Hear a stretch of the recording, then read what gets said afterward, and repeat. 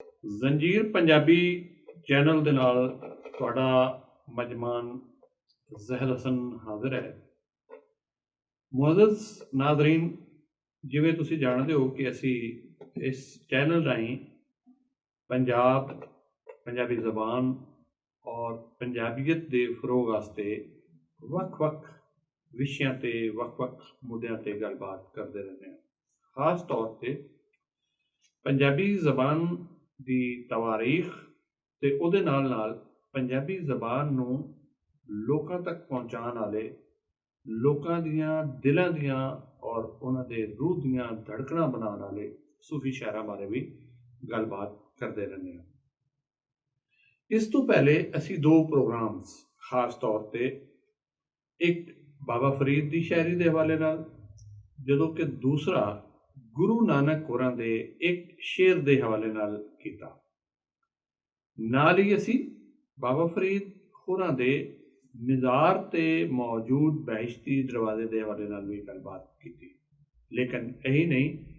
कि असी सिर्फ सूफी शायरां बारे गलबात करदे हां, बल्कि इहदे नाल असी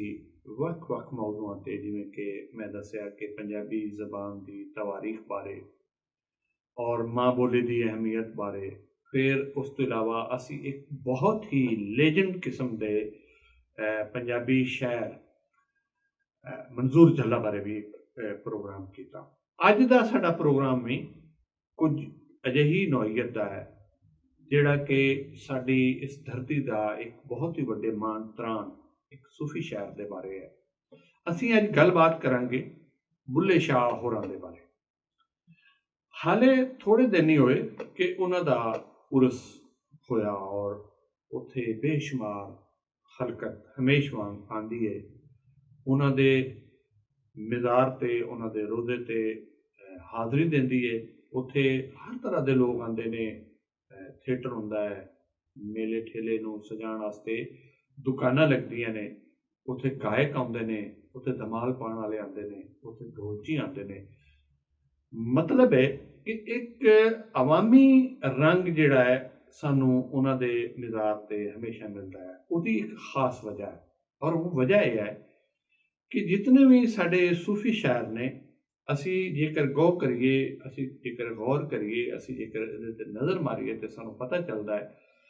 कि वो किसी भी ऐसे तबके, किसी भी ऐसी रियासत या रियासती इदारियां या हुक्मरानां दे नाल रलन, उन्हां दी बांह बनन या उन्हां दा हथ वंडाण दी निस्बत उन्हां ने अवाम विच रलना, अवाम दी गल करना, अवाम दे दुखां सुखां नूं अपनी शायरी दा मौजू बनाना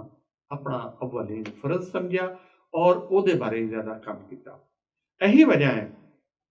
कि बुल्ले शाह, जिन्हां दी के पैदाइश सानू 1680 च मिलती है और उन्हां दी पैदाइश जिहड़ी है, उन्हां दा जिहड़ा पैदा होना है वो उच शरीफ विच होया। उन्हां दे वालिद शाह मोहम्मद दरवेश एक हकीकतन दरवेश इंसान सन, जिहड़े कि उन्हां दी पैदाइश दे कुछ अरसे बाद साडे इस पंजाब दे इलाके यानी लाहौर दे बहुत ही नेड़े कसूर आ गए और कसूर दे भी एक नाल दे कस्बे पांडोकी बहुत अरसा उन्होंने गुजारिया और एक मसीद दे इमाम के तौर पर काम। लेकिन बुनियादी तौर पर पढ़े लिखे सन और सारे अलूम यानी जहरी अलूम के नाल नाल वो बातनी अलूम भी जानते सन। यही वजह है कि उन्होंने अपने पुत्र दी, जिन्हां दा कि असली नाम अब्दुल्ला शाह सी, जिहड़ा कि इस आबादी की वजह तो जिथे कि आम तौर पर इस तरह के जिहड़े नाम ने उन्होंने तब्दील कर दिता जाता है, वो बुल्ले शाह हो गया। उन्होंने अपनी जिहड़ी मुढ़ली तालीम है अपने वालिद साहब तो और अपनी वालदा होरां तो ही हासिल की, लेकिन उस तो बाद वो आला तालीम हासिल करने लई वक्-वक् थारां ते जांदे रहे और उस वेले दे अहम जिहड़े असातिज़ा सन, अहम जिहड़े मुदर्रिस सन, उन्हां कोलों उन्होंने तालीम हासिल की। लेकिन साडा अज दा मौजू जिहड़ा है, अज भी असीं वेखीए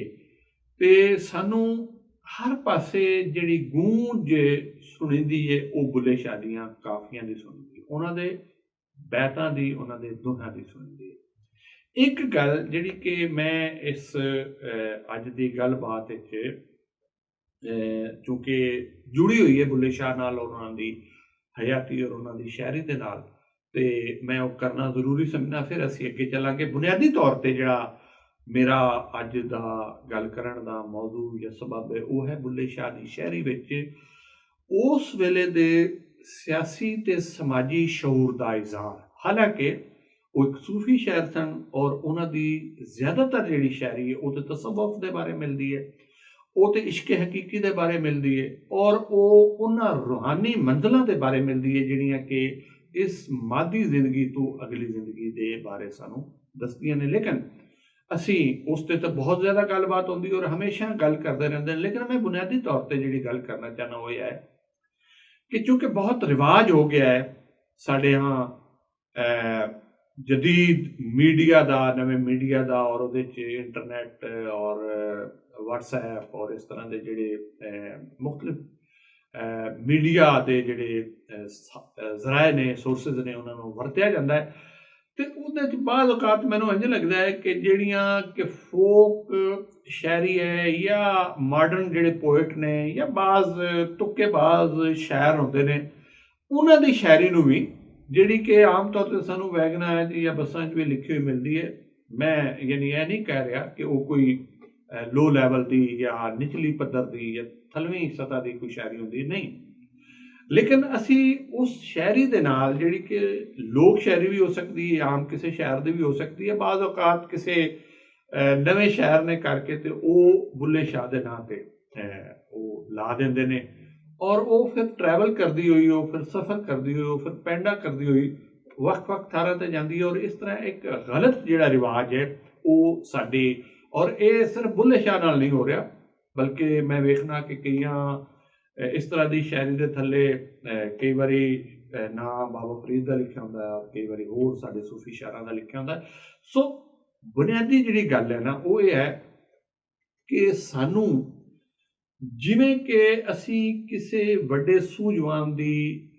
एक दानिशवर की, एक वाइज परसन की जिहड़ी गल है, जिहड़ी कि उसने अपने मन तो, जिहड़ी कि उसने अपने वरियां दे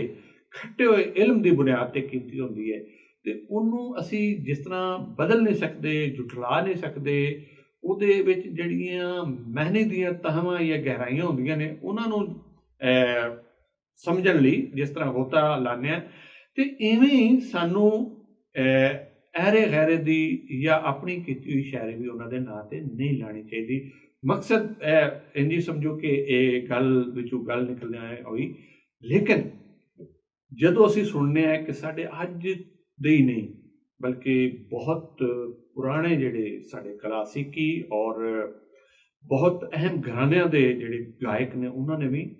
बुल्ले शाह का ऐसा जबरदस्त कलाम गाया है, तुसीं सारिਆਂ ने सुनिया होना है कि तेरे इश्क नचाया करके थैया थैया, और होर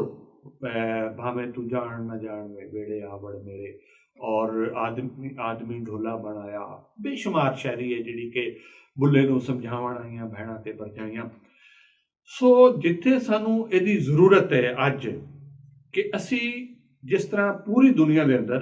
मौलाना रूम की मसनवी मानवी की गल जिहड़ी फैली हुई है पूरी दुनिया च, उवें ही साडे सूफी शायरां दे भी गल फैली हुई है, और उहदे च जिहड़े सिर कढवें और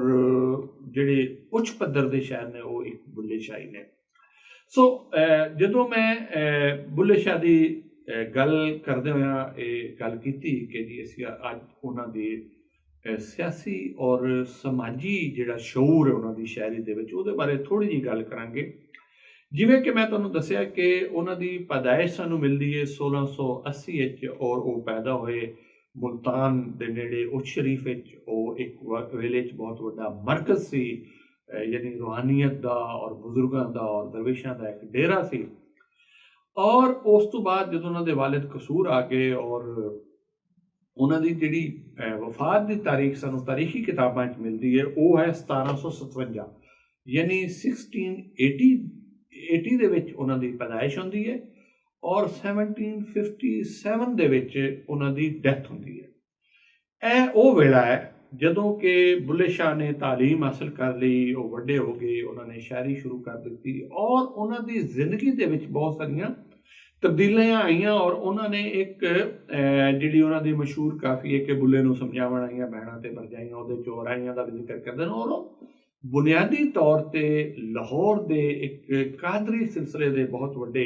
ਜਿਹੜੇ ਪੀਰ ਸਨ, ਸ਼ਾਹ ਅਨਾਇਤ ਕਾਦਰੀ, ਉਹ ਰਾਈ ਚੁੱਕੇ ਇੱਕ ਖਾਨਵਾਦੇ ਨਾਲ ਤਾਲੁਕ ਰੱਖਦੇ ਸਨ ਤੇ ਉਹਨਾਂ ਦੇ ਹਲਕਾ ਇਰਾਦਤ ਵਿੱਚ ਆ ਕੇ ਉਹਨਾਂ ਦੇ ਖਲੀਫਾ ਬਣ ਗਏ ਤੇ ਉਹਨਾਂ ਦੇ ਉੱਤੇ ਇਤਰਾਜ਼ਾਤ ਵੀ ਕੀਤੇ ਗਏ। ਲੇਕਿਨ ਉਹ ਕੁਝ ਇਸ ਤਰ੍ਹਾਂ ਦੇ ਮਾਵਰਾ ਹੋ ਚੁੱਕੇ ਸਨ ਆਪਣੇ ਯਾਨੀ ਇਸ਼ਕ ਦੇ ਵਿੱਚ ਔਰ ਫਨਾ ਫਿਲ ਮੁਰਸ਼ਿਦ ਦੇ ਮੁਕਾਮ ਤੇ ਪਹੁੰਚ ਚੁੱਕੇ ਸਨ। ਸਾਨੂੰ ਸਾਰੀਆਂ ਨਿਸ਼ਾਨੀਆਂ ਮਿਲਦੀਆਂ ਨੇ ਜਿਹੜੀਆਂ ਕਿ ਸਾਨੂੰ ਉਸ ਤੋਂ ਪਹਿਲੇ ਸ਼ਾਹ ਹੁਸੈਨ ਹੋਰਾਂ ਦੀ ਜ਼ਿੰਦਗੀ ਔਰ ਉਹਨਾਂ ਦੀ ਸ਼ਾਇਰੀ ਵਿੱਚ ਮਿਲਦੀਆਂ ਨੇ ਔਰ ਉਸ ਤੋਂ ਬਾਅਦ ਉਹਨਾਂ ਨੇ ਜ਼ਾਹਿਰ ਕਾਫੀ ਵੀ ਲਿਖੀ। ਉਸ ਤਰ੍ਹਾਂ ਕਹਿਣਾ ਚਾਹੀਦਾ ਹੈ ਕਿ ਉਹ ਸ਼ਰੀਅਤ ਦੇ ਜਾਂ ਸ਼ਰਈ ਜਿਹੜੀਆਂ ਚੀਜ਼ਾਂ ਸਨ ਉਹਨਾਂ ਦੇ ਉਹ ਪਾਬੰਦ ਨਾ ਰਹੇ। ਆਖਰੀ ਹਯਾਤੀ ਦੇ ਵਿੱਚ ਜਦੋਂ ਉਹਨਾਂ ਦੀ ਵਫਾਤ ਹੋਈ ਤੇ ਯਾਨੀ ਇੱਕ ਵੇਲਾ ਐਸਾ ਵੀ ਆਇਆ ਕਿ 2-3 ਦਿਨ ਤੱਕ ਉਹਨਾਂ ਦਾ ਜਨਾਜ਼ਾ ਵੀ ਜਿਹੜਾ ਹੈ ਉਹ ਨਹੀਂ ਪੜਿਆ ਗਿਆ ਔਰ ਉਹਦੇ 'ਤੇ ਮੁਖਤਲਿਫ ਤਬਕੇ ਫਿਕਰ ਦੇ ਲੋਕਾਂ ਨੇ ਕੁਝ ਇਤਰਾਜ਼ ਕੀਤੇ, ਲੇਕਿਨ ਬਾਜ਼ ਫਕੀਰ ਲੋਕਾਂ ਨੇ ਔਰ ਉਹਨਾਂ ਦੇ ਮੰਨਣਹਾਰਾਂ ਨੇ ਉਹਨਾਂ ਨੂੰ ਦਫਨਾਇਆ ਔਰ ਹੁਣ ਉਹੀ ਬੁੱਲੇ ਸ਼ਾਹ ਅਬਦੁੱਲਾ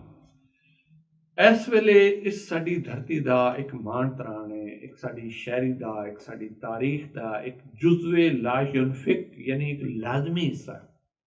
ਸਾਡੀ ਸ਼ਾਇਰੀ, ਸਾਡੀ ਪੰਜਾਬੀ ਜ਼ਬਾਨ ਦੀ ਜਿਹੜੀ ਤਾਰੀਖ ਹੈ ਉਸ ਤੋਂ ਉਹਨਾਂ ਦੇ ਜ਼ਿਕਰ ਤੋਂ ਬਗੈਰ, ਉਹਨਾਂ ਦੀ ਸ਼ਾਇਰੀ ਤੋਂ ਬਗੈਰ ਪੂਰੀ ਨਹੀਂ ਹੁੰਦੀ। ਉਹਨਾਂ ਦੀ ਸ਼ਾਇਰੀ ਦੇ ਵਿੱਚ ਸਾਨੂੰ ਤਸਵੁਫ ਦੇ, ਰੂਹਾਨੀਅਤ ਦੇ, ਹਕੀਕਤ ਦੇ ਬਹੁਤ ਸਾਰੇ ਮੌਜ਼ੂਆਤ ਮਿਲਦੇ ਨੇ, ਲੇਕਿਨ ਇਹ ਵੇਲਾ ਉਹ ਹੈ ਜਦੋਂ ਜ਼ਿੰਦਾ ਸਨ। ਇਹ ਉਹ ਵੇਲਾ ਹੈ ਕਿ ਜਦੋਂ 18ਵੀਂ ਸਦੀ ਦੇ ਵਿੱਚ, ਈਸਵੀ ਦੇ ਵਿੱਚ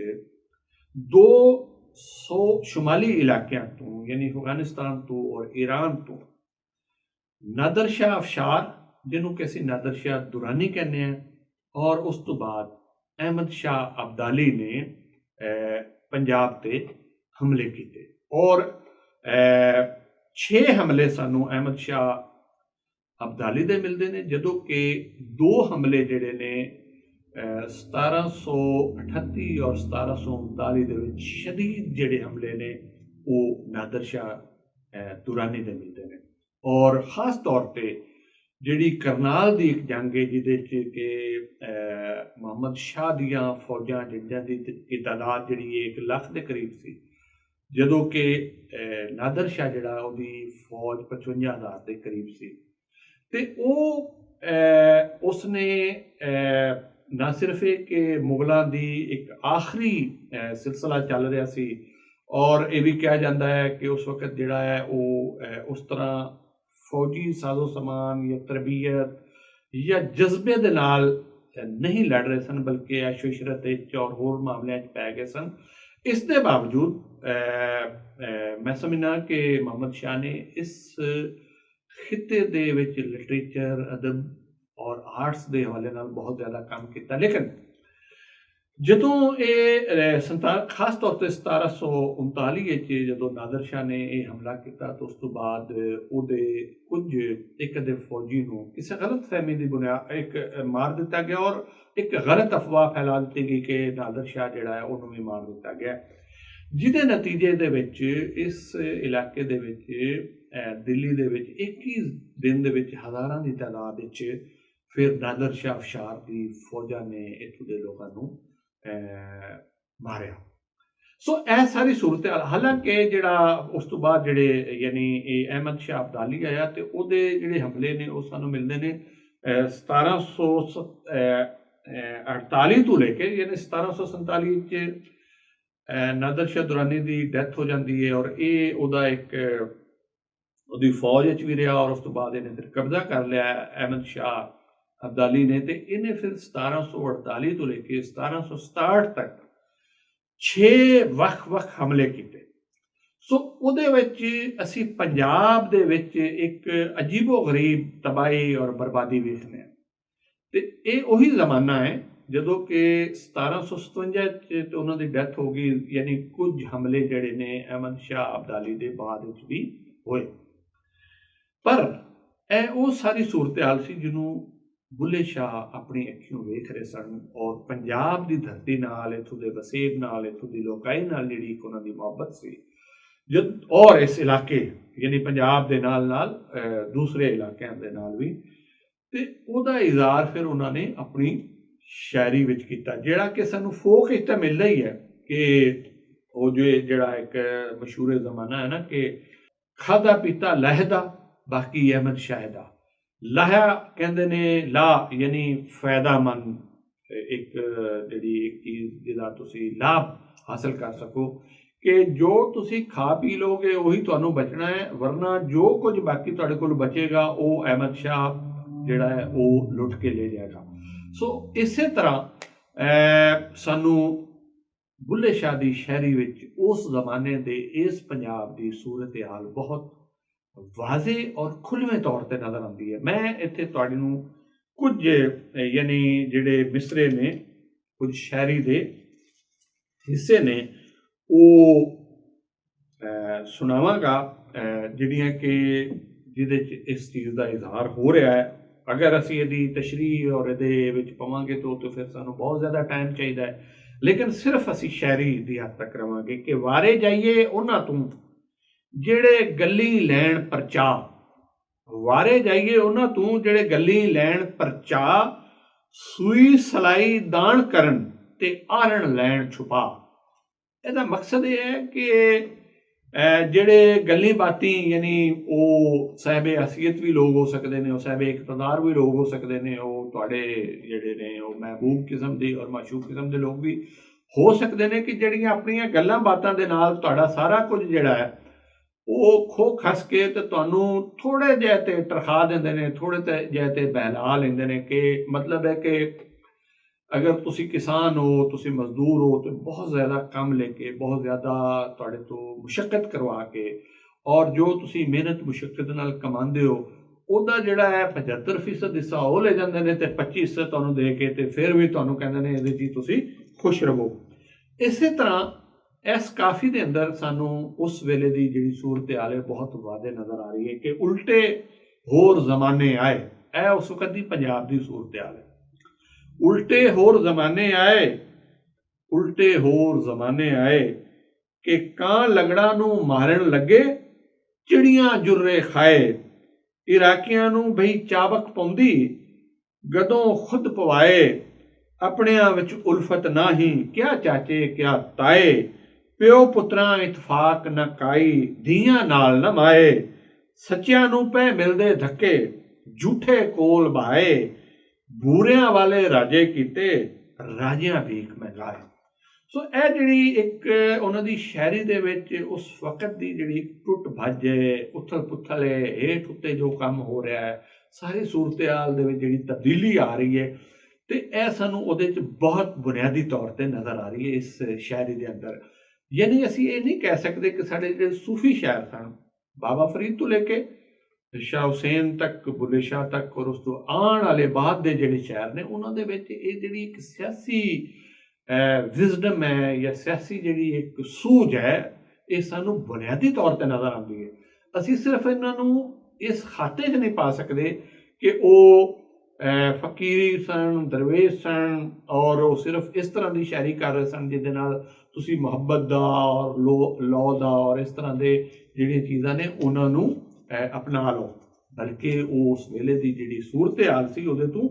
ਪੂਰੇ ਤਰ੍ਹਾਂ ਵਾਕਿਫ ਸਨ, ਜਾਣਕਾਰੀ ਰੱਖਦੇ ਸਨ। ਕੁਝ ਹੋਰ ਸ਼ੇਰ ਅਸੀਂ ਪੜ੍ਹ ਕੇ ਤੇ ਫਿਰ ਇਹ ਗੱਲ ਮੁਕਾਵਾਂਗੇ ਕਿ ਜਦੋਂ ਯਾਨੀ ਇੱਥੇ ਨਾਦਰ ਸ਼ਾਹ ਔਰ ਅਹਿਮਦ ਸ਼ਾਹ ਹਮਲੇ ਕੀਤੇ ਨੇ, ਤੇ ਉਹਦੀ ਜਿਹੜੀ ਸੂਰਤ ਹਾਲ ਹੈ ਉਹਦੇ ਬਾਰੇ ਉਹ ਕਹਿੰਦੇ ਨੇ ਕਿ ਜਦੋਂ ਆਪਣੀ ਪੈ ਗਈ, ਧੀ ਮਾਂ ਨੂੰ ਲੁੱਟ ਕੇ ਲੈ ਗਈ, ਮੂੰਹ 12ਵੀਂ ਸਦੀ ਪਸਾਰਿਆ, ਸਾਨੂੰ ਆ ਮਿਲ ਯਾਰ ਪਿਆਰਿਆ। ਜਦੋਂ ਆਪਣੀ ਪੈ ਗਈ, ਧੀ ਮਾਂ ਨੂੰ ਲੁੱਟ ਕੇ ਲੈ ਗਈ, ਮੂੰਹ 12ਵੀਂ ਸਦੀ ਪਸਾਰਿਆ, ਸਾਨੂੰ ਆ ਮਿਲ ਯਾਰ ਪਿਆਰਿਆ, ਔਰ ਦਰ ਖੁੱਲਾ ਹਸ਼ਰ ਅਜ਼ਾਬ ਦਾ, ਬੁਰਾ ਹਾਲ ਹੋਇਆ ਪੰਜਾਬ ਦਾ, ਡਰ ਹਾਵੀਏ ਦੋਜ਼ਖ ਮਾਰਿਆ, ਸਾਨੂੰ ਆ ਮਿਲ ਯਾਰ ਪਿਆਰਿਆ।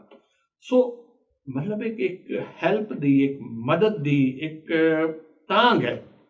ਕਿ ਸਾਨੂੰ ਆ ਕੇ ਤੇ ਇਸ ਸਾਰੀ ਸੂਰਤ ਹਾਲ ਚੋਂ, ਇਸ ਕ੍ਰਾਈਸਿਸ ਚੋਂ, ਇਸ ਕਸ਼ਟ ਚੋਂ, ਇਸ ਦੁੱਖ ਚੋਂ, ਇਸ ਪ੍ਰੋਬਲਮ ਚੋਂ, ਇਸ ਮਸਲੇ ਚੋਂ ਕੱਢੋ।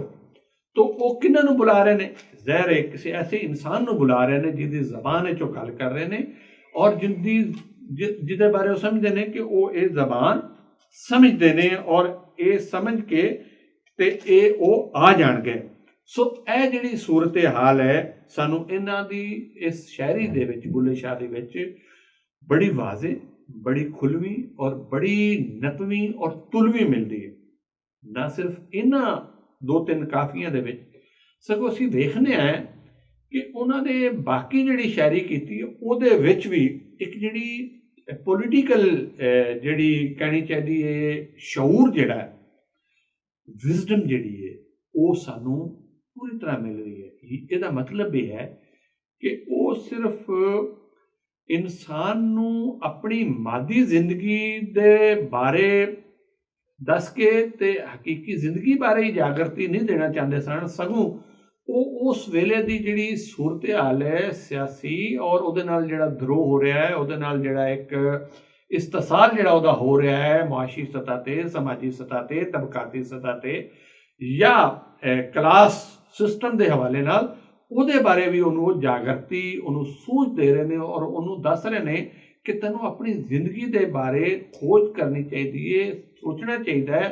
और उस हक लिए उठ पैना चाहिए जिहड़ा कि बुनियादी तौर पर तेरा हक है। और ये जिहड़े लोग ने जिहड़े लुट मार करन आ रहे हैं, ये तुहाडे कदी भी गमखार या हमदर्द नहीं बन सकते, बल्कि तुहानूं अपना रस्ता चुनन लई इत्थों दे जिहड़े लोग ने, इत्थों दे जिहड़े वासी ने, इत्थों दे जिहड़े सूफी ने, उन्हां दी सोच और उन्हां दी फिक्र ते चल के ते तुसी उस हकीकी राह नूं तलाश कर सकते हो, लभ सकते हो। उदों ही नहीं, यानी 18वीं सदी ही नहीं, बल्कि अज दी जिहड़ी 21वीं 22वीं सदी दे विच असीं तुर रहे हैं, चल रहे हैं, उहदे विच भी असीं इस शायरी नूं, इस फिक्र नूं, इस सोच नूं अगर अपना लवांगे तो मैनूं उम्मीद है कि असीं उस राह नूं तलाश कर लवांगे जिहदे नूं ਲੱਭਣ ਲਈ ਅਸੀਂ ਟਾਮਕ ਟੋਈਆਂ ਮਾਰ ਰਹੇ ਹਾਂ, ਅਸੀਂ ਕੰਧਾਂ ਨਾਲ ਆਪਣੇ ਸਿਰ ਲਾ ਰਹੇ ਹਾਂ। ਸੋ ਇਹੋ ਜਿਹੀਆਂ ਜਿਹੜੀਆਂ ਗੱਲਾਂ ਨੇ ਅਸੀਂ ਆਪਣੇ ਇਸ ਪੰਜਾਬੀ ਜ਼ੰਜੀਰ ਚੈਨਲ ਰਾਹੀਂ ਲੈ ਕੇ ਤੁਹਾਡੇ ਤੱਕ ਕੱਢਦੇ ਰਵਾਂਗੇ, ਆਉਂਦੇ ਰਵਾਂਗੇ ਤੁਹਾਡੇ ਤੱਕ ਔਰ ਸੂਫੀ ਸ਼ਾਇਰਾਂ ਦੀ ਸ਼ਾਇਰੀ ਨੂੰ ਵੀ ਤੁਹਾਡੇ ਤੱਕ ਪਹੁੰਚਾਉਂਦੇ ਰਵਾਂਗੇ। ਲੇਕਿਨ ਇਹਦੇ ਲਈ ਸ਼ਰਤ ਇਹੀ ਹੈ ਕਿ ਤੁਸੀਂ ਨਾ ਸਿਰਫ ਇਸ ਚੈਨਲ ਨੂੰ ਸਾਡੇ ਨੂੰ ਸਬਸਕ੍ਰਾइब करो, बल्कि इनू लाइक भी करो और अपने होर दोस्तों तक जिन्होंने कि पंजाबी ज़बान, पंजाबी सूफी शायरी और पंजाबी तारीख नाल दिलचस्पी है, उन्हां तक भी अपनाओ। तुहाडा शुक्रिया, बहुत मेहरबानी।